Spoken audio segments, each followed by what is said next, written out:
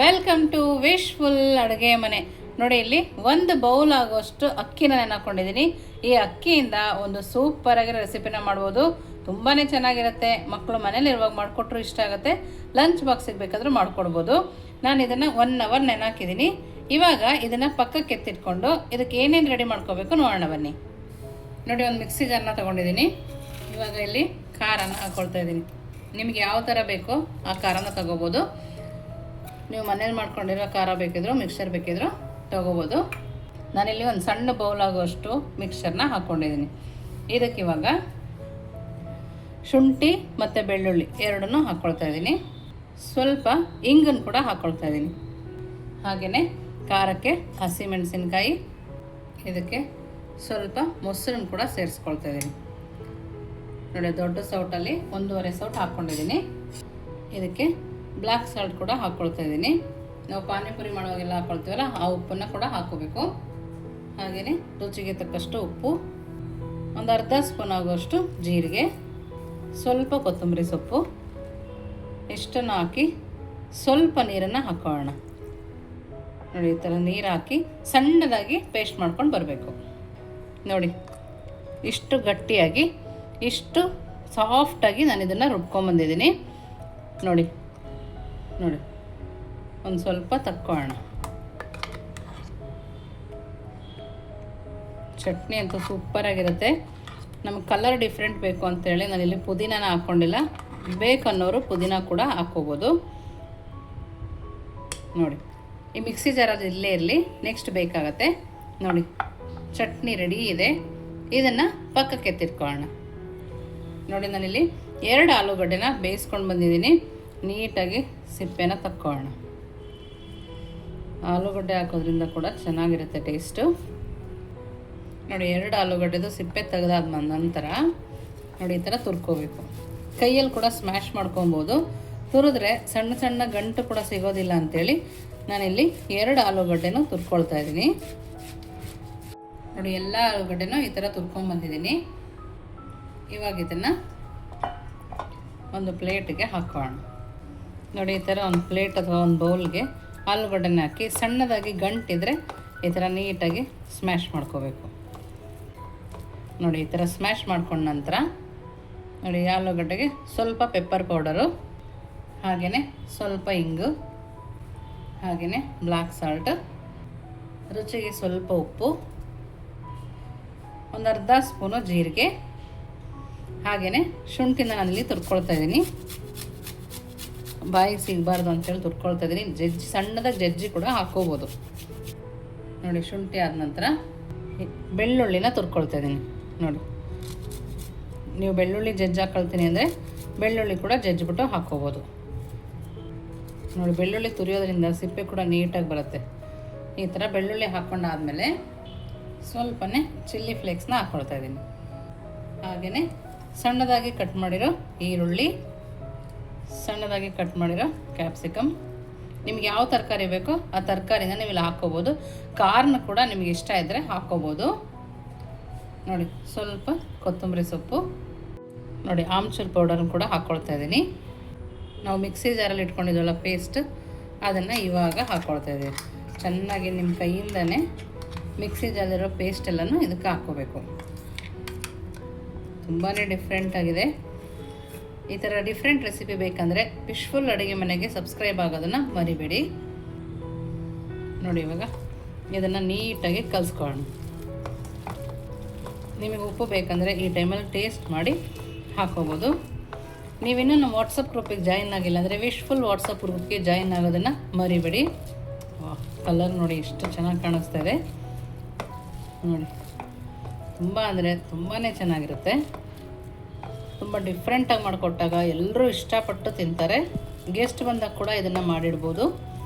ನೋಡಿ, ಈ ಥರ ಚೆನ್ನಾಗಿ ಕಲಸಿ ಪಕ್ಕಕ್ಕೆ ಎತ್ತಿಟ್ಕೊಳ್ಳೋಣ. ನೆಕ್ಸ್ಟ್ ಏನು ಮಾಡೋದು ನೋಡೋಣ ಬನ್ನಿ. ನೋಡಿ, ಒಂದು ಮಿಕ್ಸಿ ಜಾರ್ನ ತೊಗೊಂಡಿದ್ದೀನಿ. ನಾವು ಮೊದಲೇ ನೆನೆಸಿಟ್ವಲ್ಲ ಅಕ್ಕಿ, ನೋಡಿ ಆ ಅಕ್ಕಿ ಚೆನ್ನಾಗಿ ನೆಂದಿದೆಲ್ಲ, ಈ ಟೈಮಲ್ಲಿ ರುಬ್ಕೊಳ್ಳೋಣ. ನೋಡಿ, ಒಂದು ಬೌಲ್ ಆಗುವಷ್ಟು ನಾನಿಲ್ಲಿ ಅಕ್ಕಿನ ತಗೊಂಡಿದ್ದೆ. ಅದೇ ಬೌಲಲ್ಲಿ 1 ಬೌಲ್ ಆಗುವಷ್ಟು ನೀರನ್ನು ಹಾಕ್ಕೊಳ್ಳಿ. ಜಾಸ್ತಿ ನೀರನ್ನು ಹಾಕೊಳ್ಳೋ ಅವಶ್ಯಕತೆ ಇಲ್ಲ. ನೋಡಿ ಇವಾಗ ಇದನ್ನು ಸಣ್ಣದಾಗಿ ರುಬ್ಕೊಂಬರೋಣ. ನೋಡಿ ಎಷ್ಟು ಸಣ್ಣದಾಗಿ ನಾವು ಇದನ್ನು ರುಬ್ಕೊಂಬರ್ಬೇಕು ನೋಡಿ. ಇವಾಗ ನೆಕ್ಸ್ಟ್ ಏನು ಮಾಡೋದು ನೋಡೋಣ ಬನ್ನಿ. ನೋಡಿ ನಾನು ಒಂದು ಪ್ಯಾನ್ ತೊಗೊಂಡು ನೋಡಿ ಅಕ್ಕಿ ಹಿಟ್ಟು ತೊಗೊಂಡಿರೋ ಬೌಲಲ್ಲಿ 1 ಬೌಲ್ ಆಗುವಷ್ಟು ನಾನಿಲ್ಲಿ ನೀರನ್ನು ಹಾಕ್ಕೊಂಡಿದ್ದೀನಿ. ಇದಕ್ಕೆ ಸ್ವಲ್ಪ ಅಮ್ಚೂರು ಪೌಡರು, ಸ್ವಲ್ಪ ಉಪ್ಪು, ಅರಿಶಿನ ಪುಡಿ 1/4 ಸ್ಪೂನು, ಖಾರದ ಪುಡಿ 1/2 ಸ್ಪೂನು, ಮೆಣಸಿನ ಪುಡಿ ಸ್ವಲ್ಪ, ಹಾಗೆಯೇ ಸ್ವಲ್ಪ ಕೊತ್ತಂಬರಿ ಸೊಪ್ಪು, ಸ್ವಲ್ಪ ಇಂಗು ನೋಡಿ ಇಷ್ಟು ಹಾಕಿ ಕುದಿಯುವಾಗ ನಾವು ಮಿಕ್ಸಿ ಮಾಡ್ಕೊಬಂದಲ್ಲ ಅಕ್ಕಿ ಆ ಹಿಟ್ಟನ್ನು ಹಾಕೋಣ. ಇದು ಹಾಕೊಂಡ ನಂತರ ಒಂದು 1/4 ಕಪ್ ಆಗುವಷ್ಟು ಇಲ್ಲಿ ನಾನು ಉಪ್ಪಿಟ್ಟಿನ ರವೆನ ಹಾಕ್ಕೊಳ್ತಾ ಇದ್ದೀನಿ ನೋಡಿ. ಇಷ್ಟನ್ನು ಹಾಕಿ ನೀಟಾಗಿ ಕೈ ಆಡಿಸ್ಕೊಬೇಕು. ನಾವು ಇದನ್ನು ಮೀಡಿಯಮ್ ಫ್ಲೇಮಲ್ಲೇ ಮಾಡ್ಕೊಬೇಕು. ಹೈ ಫ್ಲೇಮಲ್ಲಿ ಇಟ್ಟರೆ ಗಂಟಾಗುತ್ತೆ. ಸೊ ನೀವು ನಾನ್ ಸ್ಟಿಕ್ ಬೇಕಾದರೂ ಯೂಸ್ ಮಾಡ್ಬೋದು, ಈ ಥರ ತವ ಬೇಕಾದರೂ ಯೂಸ್ ಮಾಡ್ಬೋದು ನೋಡಿ. ಈ ಥರ ನೀಟಾಗಿ ಕೈ ಆಡಿಸ್ಕೊಳ್ಳೋಣ. ನೋಡ್ತಾ ಇದ್ದೀರಲ್ಲ ಗಟ್ಟಿ ಆಗ್ತಾ ಬರ್ತಾ ಇರುತ್ತೆ. ಮೀಡಿಯಮ್ ಫ್ಲೇಮಲ್ಲಿ ಇಟ್ಟೆ ನಿಧಾನಕ್ಕೆ ಗಂಟು ಹೊಡಿತಾ ನೀಟಾಗಿ ತಿರುಗಿಸ್ಕೊಳ್ಳೋಣ. ಇದು ಜಾಸ್ತಿ ಟೈಮ್ ಏನು ಬೇಕಾಗಲ್ಲ, ಒಂದು 5 ನಿಮಿಷದೊಳಗಡೆ ಗಟ್ಟಿ ಆಗ್ತಾ ಬರುತ್ತೆ. ನಾನು ಇದಕ್ಕೆ ಮತ್ತೆ ನೀರನ್ನು ಹಾಕಿಲ್ಲ. ನಾವು ಅಕ್ಕಿ ರುಬ್ಬೇಕಾದ್ರೆ ಏನು ಹಾಕಿದ್ವೋ ಅಷ್ಟೇ ನೀರನ್ನು ಹಾಕ್ಕೊಂಡಿದ್ದೀವಿ ನೋಡಿ. ನಾವು ಈ ಥರ ತಿರುಗಿಸ್ತಾ ಗಟ್ಟಿ ಆದ ನಂತರ 1 ಸ್ಪೂನ್ ಆಗುವಷ್ಟು ನಾನಿಲ್ಲಿ ಎಣ್ಣೆನ ಹಾಕ್ಕೊಳ್ತಾ ಇದ್ದೀನಿ ನೋಡಿ. ಎಣ್ಣೆ ಹಾಕಿ ಕೂಡ ಮತ್ತೆ ಒಂದು 5 ನಿಮಿಷ ಈ ಥರ ಕೈ ಆಡಿಸ್ಕೊಳ್ಳೋಣ. ಯಾಕೆಂದರೆ ನಾವು ಅಕ್ಕಿ ಹಿಟ್ಟು ಹಸಿದು ಹಾಕಿರೋದ್ರಿಂದ ಅದು ಕೂಡ ಚೆನ್ನಾಗಿ ಬೇಯಬೇಕು ನೋಡಿ. ಹಾಗಾಗಿ ಈ ಥರ ನೀಟಾಗಿ ಮತ್ತೆ ಒಂದು 2 ನಿಮಿಷ ಬೇಯಿಸ್ಕೊಳ್ಳೋಣ ನೋಡಿ. ಇವಾಗ ಚೆನ್ನಾಗಿ ಬೆಂದಿದೆ. ಇವಾಗ ನಾವು ಸ್ಟವನ್ನು ಆಫ್ ಮಾಡಿಕೊಂಡು ಇದನ್ನು ತಣ್ಣಗೆ ಹಾಕ್ಬಿಟ್ಕೊಳ್ಳೋಣ. ನಮಗೆ ತಣ್ಣಗಾದ್ರೇ ನೆಕ್ಸ್ಟ್ ಮಾಡೋಕ್ಕಾಗೋದು. ಸೊ ಇದು ತಣ್ಣಗಾಗಲಿ ನೋಡಿ. ತಣ್ಣಗೆ ಹಾಕೊಂಡಿದ್ದಲ್ಲ ಸ್ವಲ್ಪ ಬೆಚ್ಚಗಾಗಿದೆ. ಇವಾಗ ಸ್ವಲ್ಪ ಕೈಗೆ ನೀರನ್ನು ಹತ್ಕೊಂಡು ಈ ಥರ ಚೆನ್ನಾಗಿ ನಾದ್ಕೊಳ್ಳೋಣ ನೋಡಿ. ಈ ಥರ ಚೆನ್ನಾಗಿ ಕಲಸಿದ ನಂತರ ಒಂದು ಸಣ್ಣಾಗಿ ಉಂಡೆಗಳನ್ನಾಗಿ ಮಾಡ್ಕೊಳ್ಳೋಣ. ನಿಮ್ಗೆ ಯಾವ ಸೈಜ್ ಬೇಕೋ ಆ ಸೈಜಲ್ಲಿ ಮಾಡ್ಕೊಬೋದು ನೋಡಿ. ಈ ಥರ ಈ ಸೈಜಲ್ಲಿ ಮಾಡ್ಕೋಬೇಕು. ನಂತರ ಮಧ್ಯ ಬೆರಳಲ್ಲಿ ಈ ಥರ ಅಗಲ ಮಾಡ್ಕೊಳ್ಳೋಣ. ಸೈಡಲ್ಲಿ ಕೂಡ ದಪ್ಪ ಇರಬಾರ್ದು, ತೆಳುನೇ ಇರಬೇಕು. ಆ ಥರ ಇದನ್ನು ರೆಡಿ ಮಾಡ್ಕೋಬೇಕು ನೋಡಿ. ನೀಟಾಗಿ ಈ ಥರ ಸಣ್ಣದಾಗೇ ಇರಬೇಕು ನೋಡಿ. ನಂತರ ಇದಕ್ಕೆ ಎಷ್ಟು ಇಡಿಸುತ್ತೋ ಅಷ್ಟು ಫಿಲ್ಲಿಂಗ್ನ ನಾವಿಲ್ಲಿ ಹಾಕೋಣ ನೋಡಿ. ಈ ಥರ ಹಾಕ್ಕೊಂಡು ಫಿಲ್ಲಿಂಗ್ ಆಚೆ ಬರದೇ ಇರೋ ಥರ ಕ್ಲೋಸ್ ಮಾಡ್ಕೋಬೇಕು. ಫಿಲ್ಲಿಂಗ್ ಆಚೆ ಬಂದರೂ ಏನೂ ಆಗೋದಿಲ್ಲ ನೋಡಿ. ಈ ಥರ ಕ್ಲೋಸ್ ಮಾಡಿದ್ದೀವಲ್ಲ, ಇವಾಗ ಇದಕ್ಕೆ ನೋಡಿ ಒಂದು ಚಾಕುವಿಂದ ಈ ಥರ ಕಟ್ ಮಾಡ್ಕೊಳ್ಳೋಣ. ನೋಡ್ತಾ ಇದ್ದೀರಲ್ಲ, ನಾವೆಲ್ಲದನ್ನು ಇದೇ ಥರ ರೆಡಿ ಮಾಡ್ಕೊಂಡು ಬರೋಣ. ಇವಾಗ ರೆಡಿ ಇದೆ. ಇವಾಗ ನೆಕ್ಸ್ಟ್ ಏನು ಮಾಡೋದು ನೋಡೋಣ ಬನ್ನಿ ನೋಡಿ. ಇವಾಗ ಒಂದು ಬಾಣಲಿಗೆ ಎಣ್ಣೆ ಕಾಯಕ್ಕೆ ಇಟ್ಕೊಂಡಿದ್ದೀನಿ. ಹೈ ಫ್ಲೇಮಲ್ಲಿ ಎಣ್ಣೆ ಕಾಯಿಸ್ಕೊಂಡು ಮೀಡಿಯಮ್ ಫ್ಲೇಮಲ್ಲಿ ನಾವು ಬೇಯಿಸ್ಕೊಬೇಕಾಗತ್ತೆ ನೋಡಿ. ಎಣ್ಣೆ ಚೆನ್ನಾಗಿ ಕಾದಿದೆ. ಇವಾಗ ನೋಡಿ ಇದರೊಳಗಡೆ ಹಾಕ್ಕೊಳ್ಳೋಣ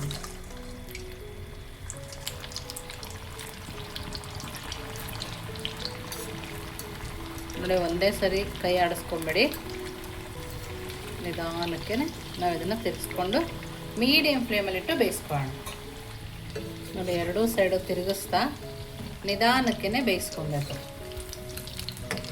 ನಾವು ಈ ಥರ ಕಟ್ ಮಾಡಿರೋದ್ರಿಂದ ಕೂಡ ಒಳಗಡೆ ನೀಟಾಗಿ ಬೇಯುತ್ತೆ. ನೋಡೋಕ್ಕೂ ಎಷ್ಟು ಚೆನ್ನಾಗಿ ಕಾಣಿಸ್ತದೆ ಅಲ್ಲ.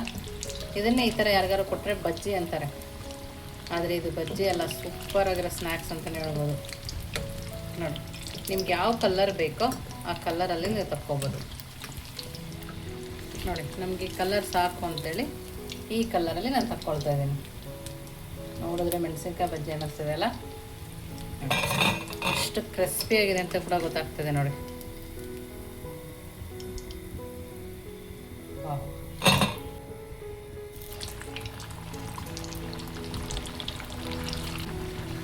ನೋಡಿ ಇದನ್ನು ಕೂಡ ಅದೇ ಥರ ಬೇಯಿಸ್ಕೊಂಬರೋಣ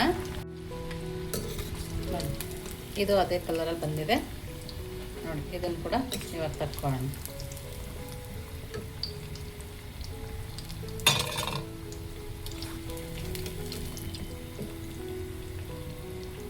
ನಾವು ಅದೇ ಸಮೋಸ ಅದೇ ಕಚೋರಿ ಕೊಟ್ಟಾಗ ಇಷ್ಟಪಡೋದಿಲ್ಲ, ಈ ಥರ ಡಿಫ್ರೆಂಟಾಗಿ ಮಾಡಿಕೊಡ್ಬೋದು ನೋಡಿ. ಇವಾಗ ರೆಡಿ ಇದೆ.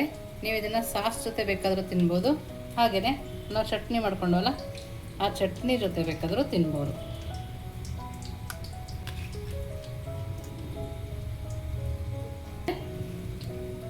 ನೋಡಿ ಇನ್ನು ಸ್ವಲ್ಪ ಕಟ್ ಮಾಡಿ ಇದೇ ಚಾಕುವಿಂದ ನೀವು ಚಟ್ನಿನ ಇಲ್ಲಿ ಫಿಲ್ ಮಾಡ್ಬೋದು.